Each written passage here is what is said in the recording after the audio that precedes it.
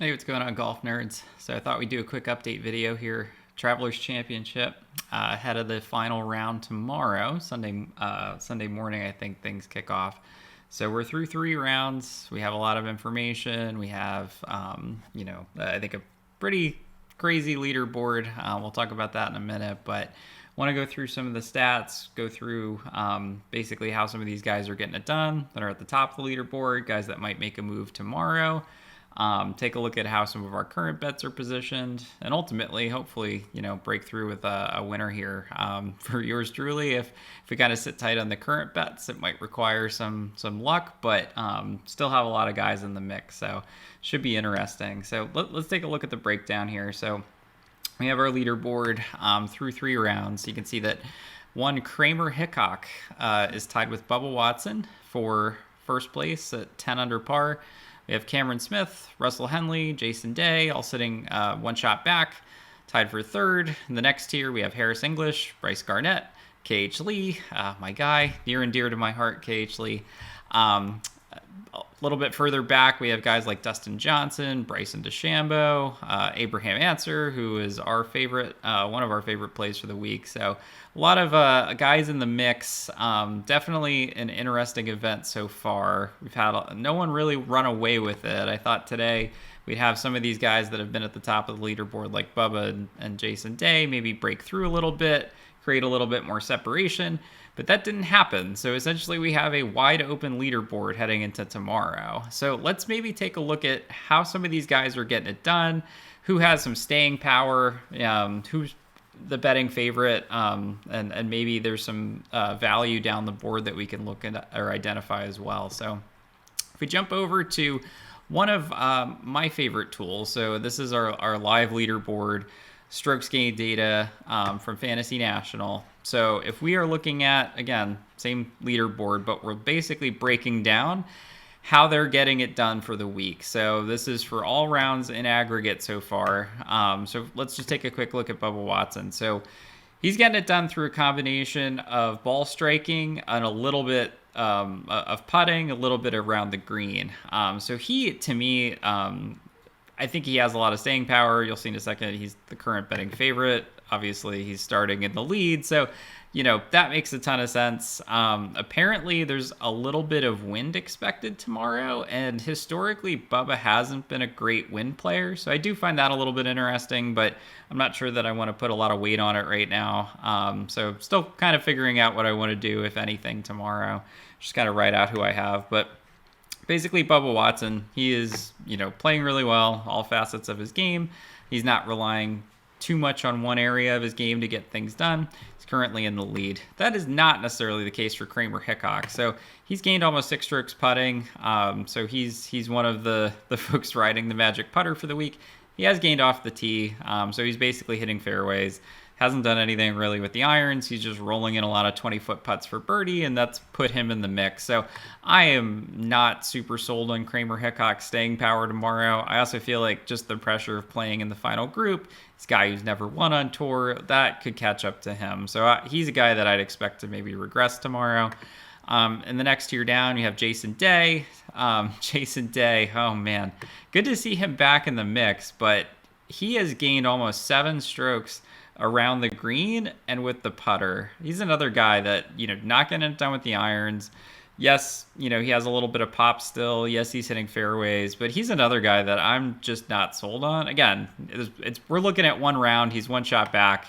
He could go out there and roll in every 20-foot putt tomorrow and win. That's certainly in the realm of possibility, but he is not someone I'd be looking at necessarily. If we jump over to the live betting odds, he's only 8-1. If he were a little bit deeper, maybe that could make sense, but I'm not there yet. Bubba, again, betting favorite right now, 3.5-1.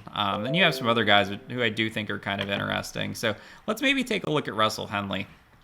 Russell Henley for the week is doing it exactly how you'd want to see it. So he's gaining on approach. He's gaining off the tee. So he's gained almost 6 strokes combined in ball striking. A little bit around the green, hasn't been relying on the putter. He's a guy that if he keeps this up, he's a guy that could get hot for one round and take this thing down. If you recall, he had the lead through 3 rounds last week at the U.S. Open. So he's in good form, doing it the right way. Would not shock me at all if Russell Henley decided to take this thing down. I don't know that it's a huge value at 7.5 to 1. Honestly, like, there are so many guys in play right now. Just, again, maybe jumping back to the leaderboard. We have, let's see here, within 5 shots of the lead, we have 38 guys. So I think that's worth considering when we're looking at any sort of, even betting some of the favorites at shorter odds. Like, yeah, they're in a good starting spot, but some of these guys, and again, this is where a lot of my guys for the week are living right now. Guys that are at -5, -6, they could go out tomorrow and shoot a 61, 62 and take this thing down. Like, that's entirely in the realm of possibility. Actually, maybe tied to that, let's take another look at another tool that I like to use to try and, basically peg things. This is through Data Golf. So what this is, it's again, they have an underlying model here for a lot of this stuff. But one area or one aspect of the tool that I like a lot, this winning score probability. So, like, what is the likelihood that the winning score is -15, -14, -13, -12? That gives you a sense of, how far back or is too far back, essentially. So according to Data Golf, there's about an 85% chance that the winning score is -14 or better, right? That's one way of kind of thinking about this. 20% chance that it's -15. If that's the case, none of the -5s have a shot. And if you're at -6, you need to go out and shoot a 61 tomorrow.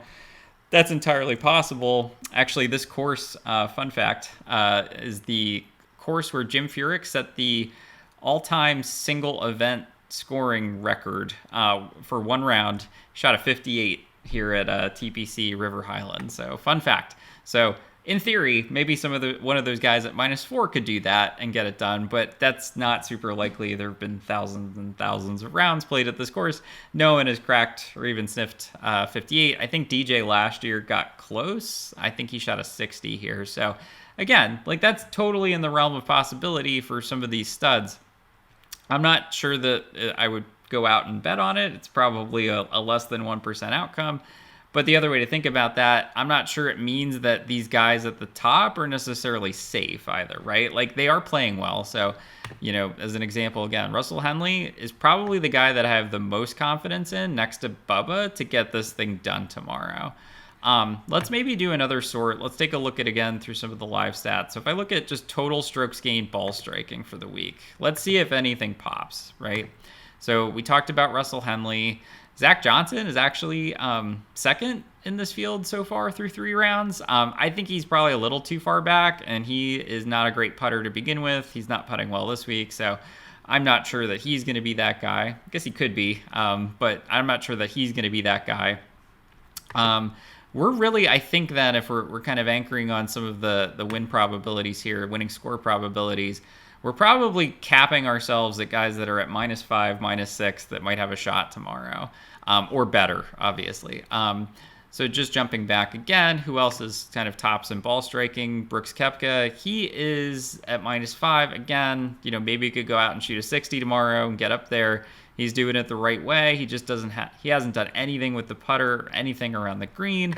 In terms of other guys that are maybe a little bit closer to the lead, you have to scroll down a little bit, but hey, there's our guy Harold Varner, who's actually leading this field at the moment in strokes gained approach. He just isn't putting at all, and I'm pretty sure he's lost a couple balls off the tee, had to take drops, so that's why he's negative off the tee. But that's really great to see, right? Like, this is why we trust the process, right? When our guys show up and perform well in the areas that you expect them to, I think we said this at the beginning, you're just basically betting on them catching a hot putter, playing well or average in every other area of their game. Harold Varner's just not doing that. So he was a guy that we bet at 110 to 1.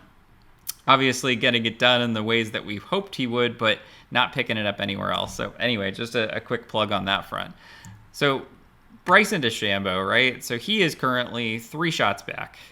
He's, again, gaining off the tee. He always gains off the tee. Gaining on approach. Getting it done, not banking on the putter, but making enough to be in contention. He's a guy that's really interesting. I'm not sure that his odds are deep enough for me, though. So he's only 14-1. So you're basically giving all of these guys ahead of him a 3-shot head start or a 2-shot head start. So I'm not sure that I would take that, but he'd be another guy based on the stats that, I wouldn't be shocked if he showed up tomorrow and took this thing down.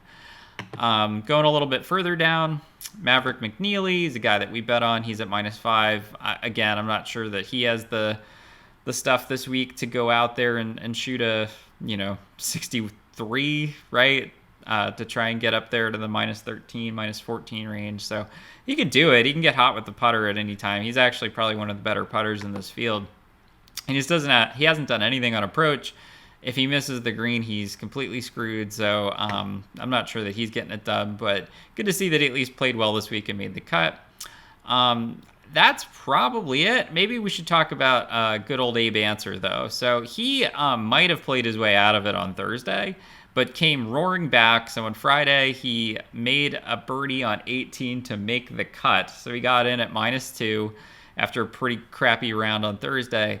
And then today actually made an ace out there shooting a 66. So he's live at -6. He's only 4 shots back. Again, he's a guy that we thought would play really well. I'm not sure that I would bet this, but at 40-1, him and Cantlay maybe are two guys that, like, if you wanted to have a fun Sunday and see what happens, roll the dice, I'd probably go there. Let's look at guys that I would not touch this week. So basically guys that are doing it all with the putter. So if we just sort here, so Bryce Garnett, he is currently at -8. He isn't doing anything with any other club than his putter. He's gained almost 10 strokes putting, which is absolutely unheard of. Again, maybe he could keep it going for another round. I don't know that I would bet on that. So he's a guy at 33-1. I think the odds do kind of reflect this. I wouldn't touch that at all. Satoshi Kodaira is a guy that, can, again, get, super hot with the putter. He's at -7. That's all he's done this week. He's another guy I probably wouldn't touch. Then we have our guy Kramer Hickok, who I think is going to jump back a little bit. Cam Smith, yes, he's gaining a lot with the putter, but he is also gaining with the iron. So again, if you're, just wanting to have a little bit of fun, he might be a guy at 7.5-1, but generally speaking, I wouldn't, probably do too much in this range myself. I think for me, just based on, this kind of quick analysis that we're doing here on the fly, I'm probably just going to sit back and hope that one of my guys at -5 or -6 do go out there and shoot a 62, 63, and that by the time Bubba, Russell Henley, all these other guys get on the course, that it does pick up in terms of the wind, and maybe these guys just struggle a little bit. That's kind of my path to a win this week. I wouldn't be shocked at all if guys like Bryson or DJ ended up winning this thing, sitting only 3 shots back. Personally, I'm hoping it's guys like Answer, Hank Lebiota's up there at -6. And then I have a crew of guys. Charlie Hoffman was so brutal.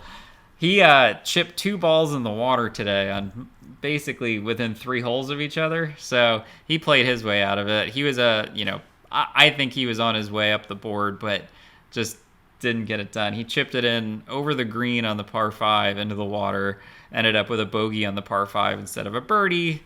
That's 2 shots right there. And then birdied the next hole, but the hole after that, the short par 4, which is relatively easy, dunked that in the water too. So he shot an even par round, but I'm so mad.